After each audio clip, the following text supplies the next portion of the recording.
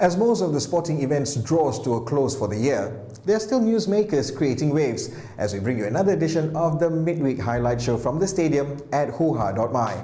Hi there, I'm Patrick as we look back at a weekend where the youngest ever Formula One champion was crowned, while the reigning kings of English football were brought down to their knees. All those updates are coming up, plus this week's parting shot, a lethal blow on the tennis court. But we start with the Asian Games in Guangzhou, China. Seems to me that the host of a major sporting event has a duty to outdo its rival when it comes down to putting up a spectacular opening ceremony. And boy, was it spectacular. Wonder how much the bill ran up to. But back to what's important, the sporting spirit.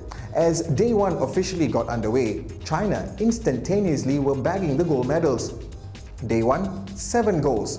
Day 2, they just marched on and were already at 53 gold medals. That's just day 2. As for Malaysia so far, we have 1 goal to show for from Wushu. God bless you. But the controversy was coming from the football pitch in Malaysia's match against hosts China. Both had 1 win and 1 loss, and a result was crucial for both teams to qualify for the round of 16. The culprit for Malaysia, the referee, Australian Ben Williams, and it started as early as the first minute when Mahali Jasuli was given a yellow card for his first tackle in the first minute. After that, it was just a matter of time.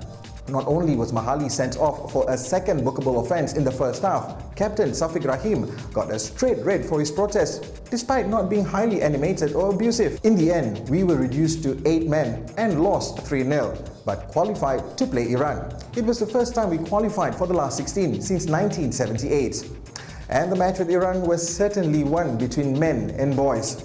They were just physically stronger. Final score, 3-1. Meanwhile, in badminton, Lee Chong-wei had to battle a fever, which saw him lose out to Thailand's Bunsap Ponsana, thus failing to see Malaysia through to the next round with the first 2 singles and first double matches in the men's team event. Hope he gets better when the individual event gets underway towards this weekend. But there's definitely more action to come as the 16 Asiad goes on until the 27th of this month. Next, motorsports story of the season, Germany's Sebastian Vettel of Red Bull Racing. In the 2010 season, he never led the driver standings and has never led a race and won it.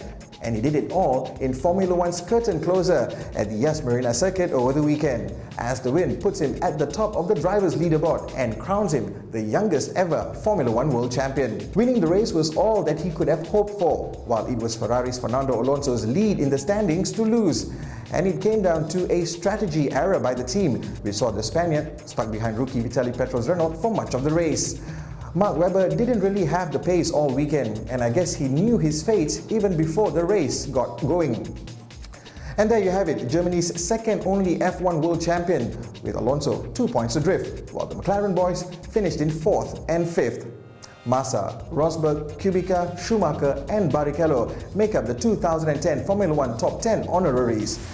Next year, the F1 administration has listed 20 races for the season, adding India as it hosts its inaugural F1 race.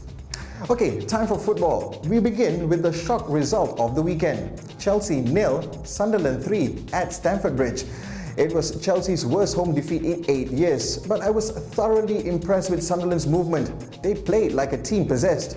Or was it Chelsea who was the one who were possessed? Because they almost moved like zombies. Despite the loss, the Blues still topped the English charts after match day 13. Arsenal held on to their lead at Everton. Man United had to come back and salvage a draw against Aston Villa. Bolton win again as Spurs picked up their first win in 5, and Liverpool drop out of the top 10 after that loss to Stoke. This weekend, there's no bigger derby than the North London derby between Arsenal and Tottenham at the Emirates. It's the early kickoff on Saturday. Now to the Italian Serie A, where 2 match days, one during the week and one over the weekend, has shuffled the league standings. AC Milan's 2 wins, which includes that 1-0 Milan derby win on Sunday, sees them topping the table, as former leaders Lazio suffered a loss at the hands of Cesena, but redeemed themselves on Sunday with a 2-0 win over Napoli, and that drops them to 2nd. Inter's loss dropped them to 5th, while Roma continue their march with a win over Fiorentina and a 1-1 draw with Juventus at the weekend. My pick to watch this week in the Serie A will be the fixture between Roma and Udinese on Saturday. That's 6th versus 8th. And Sunday's match between Genoa and Juventus, which I predict will move Roma into the top 4. Moving to the German league, Borussia Dortmund continue to dominate the Bundesliga as their winning run extends. They picked up a 2-0 victory over Hamburg and improved on their goal tally, while Mainz suffered another home loss, this time to Hanover, and that drops them to 3rd. Bayer Leverkusen moves up to 2nd after a valuable away win over St. Pauli, while Freiburg also picked up an away win thanks to a late goal over Hoffenheim. And Bayern Munich moved back into the top 10 after a 3-0 win over Nuremberg. I've picked another 2 games from this weekend's fixture to watch. Freiburg will host leaders Dortmund, while Bayer Leverkusen entertain Bayern Munich.